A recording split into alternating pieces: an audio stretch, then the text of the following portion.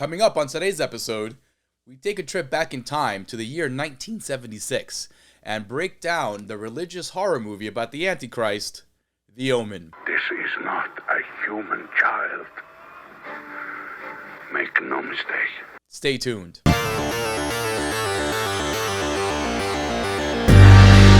Welcome to Scary World, where we walk you through the latest and greatest in the world of horror. I am your host, Arturo Padilla. Hi. For those of you just joining us, this is a spoiler-free show. I'm not going to spoil the surprise. Now that we got that out of the way, You got some rules around here. there are 5 categories: production, story, ensemble, horror, and legacy. Each category can score up to 2 points. Showtime. Per IMDb, the synopsis goes: mysterious deaths surround an American ambassador. Debate and reason with the ambassador of cats. Could the child that he is raising actually be the Antichrist? The Antichrist. The devil's own son? That's my son! Production. Told you I'd make a movie someday. This movie was directed by Richard Donner. This was his feature film debut, and folks, let me tell you, you can see the talent right off the bat. He actually did this movie a couple of years before he completed Superman the movie. He also went on to direct the likes of The Goonies, a bunch of the Lethal Weapon movies, and Scrooged. So he has quite the filmography, and he has quite the talent, and he shows it in this debut. There is some great composition in this movie that really help elevate certain scenes. Like one, for instance, that comes off the top of my head was this very dark hallway scene where you see this dog, and it's just the silhouette of the dog, and it looks absolutely gorgeous, and it's very impactful, very chilling. The framing and the composition also aids in building up the suspense and the tension, which is also very well executed in this movie. Who is he? What does he want? Where did he come from?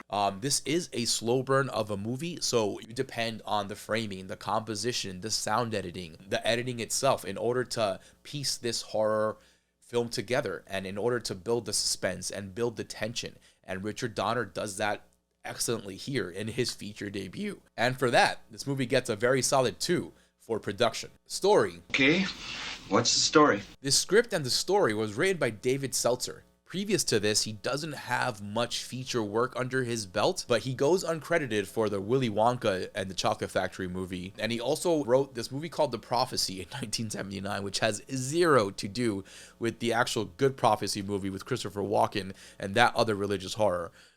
So he definitely started and he made his bones with this movie, and it wasn't bad. The story did start off a little slow. Too slow, to be honest. It was hard to kind of get engaged with the movie right off the jump because it was so slow. The moment you really get engaged is when the nanny goes off and unalives herself. So that is when you kind of jump into this movie and you're like, okay, cool, we got something going here. But after that scene with the nanny, there is a lull there as well, until it gets to the middle of the second act where things start ramping up a little bit more and notches get turned up in order to present us with the second half of the movie, which is absolutely brilliant. Really a tale of two cities. The first half is very slow, very boring. It's all setup, it's all exposition, and the second half of this movie is just go, go, go. It turns into a father trying to figure out what his son is all about. Is he evil or not? Is he gonna kill me? Is he gonna kill my wife? It's very captivating in the second half of the movie. That being said, all the acts do flow well. The beats do get hit appropriately in the right times, but I do feel at the beginning it's just very slow. It was very slow to start off with, and for that really captivating second half, The Omen gets a solid 1 for story. Ensemble. Any of them move, you fry 'em. This cast was very good. They portrayed their characters brilliantly. This is the definition of an ensemble piece. All the characters and all the actors made sure that they were on point. Because let me tell you, folks, their performances definitely helped me keep myself engaged in this movie. Because as I mentioned, it was very slow, but these actors were top notch and they were able to deliver great performances for every single one of their characters. Even Damien doesn't really speak much, that little kid. Man, they really cast a little kid where you can just hate him really well. Oh man, I don't like that kid or his face. So great casting on that. They definitely picked somebody who you can really grind your gears and hate on. One of the most punchable faces in movie history, folks. That's Damien. Aside from all that, The characters have very good dynamics, they develop very well, and the dialogue delivery is excellent. Fears, I've such fears. Kind of fears. It's mother, Mr. Thorne. And that is a big testament to all the actors, to the casting crew, to everyone involved in this production to make sure that these roles were portrayed well. And they also made sure that they weren't a detriment. They made sure these characters were one of the shining spots of this movie, and this is the case here. And for Ensemble, The Omen gets a solid 2. Horror. Is it scary? This movie is slow, but it knew exactly when to toss in the blood and gore for peak effectiveness. It was awesome use of practical effects here. The blood was practical, the gore was practical, and it looked good when it was on screen. There are several kills in this movie, and they help the audience stay engaged throughout. As I mentioned before, there is a big lull in this movie, and it is a little slow to set up, and it does take me, the audience, a little bit to get into it. That being said, when the nanny unalives herself, that really gets you engaged in the moment, and you're like, okay, what's going on here? We finally got some action. Let's see where this takes us. Look at me, Damien. It's all for you. Aside from that first one with the nanny, all the kills here are actually very surprising, and the timing of them is very surprising, making them more impactful. This movie thrives on suspense and tension, which is built throughout the course of the first and second act. But then in the third act, you legit just kind of go all out horror here and all out adventure thriller. And it works very well. There are some scenes here that, because of these kills, it exponentially gets elevated. There's also a scene with a bunch of a crazy dog attack, which was very terrifying. They did a great job with that scene and the stunt work done there. As mentioned, everything was practical. All the blood and gore, everything was practical. It looked brilliant when they did do it.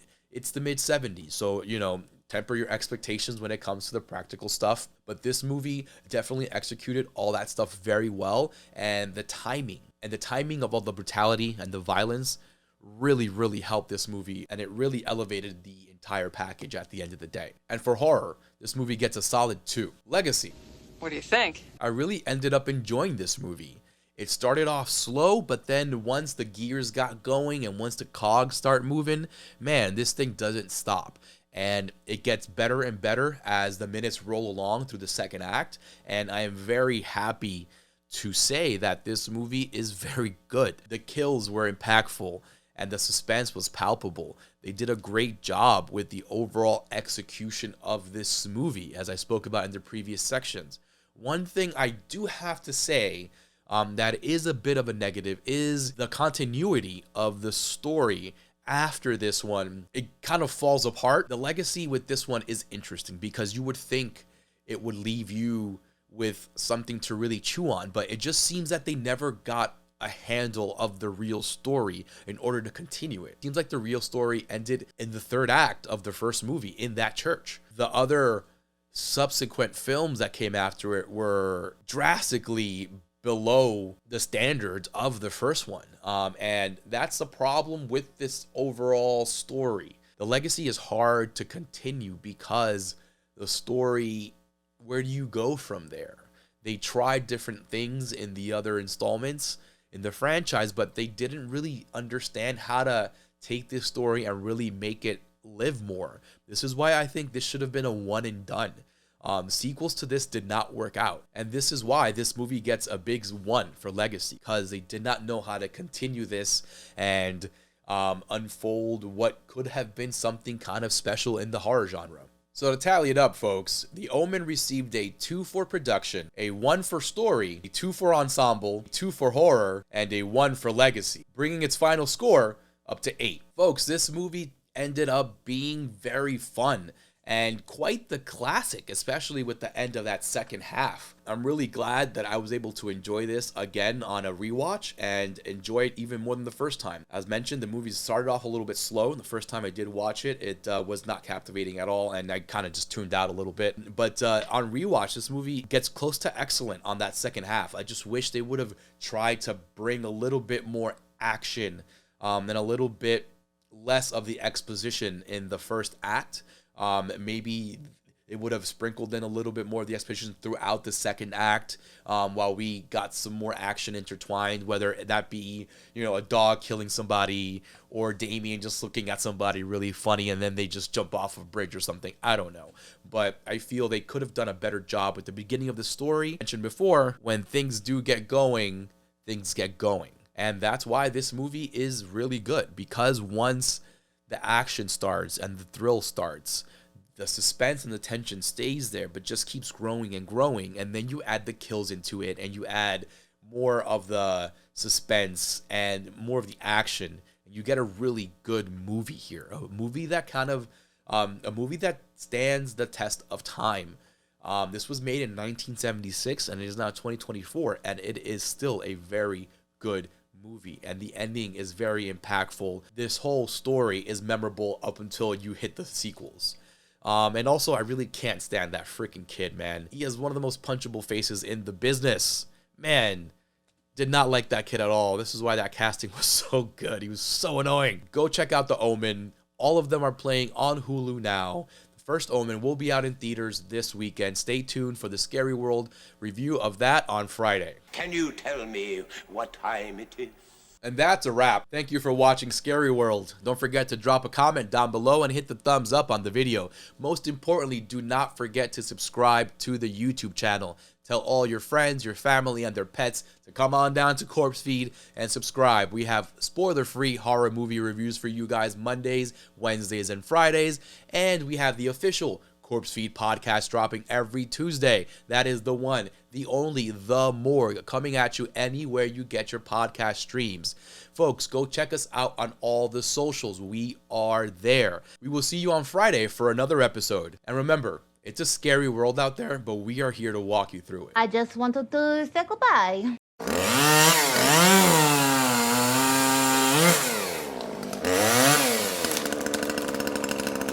Yeah.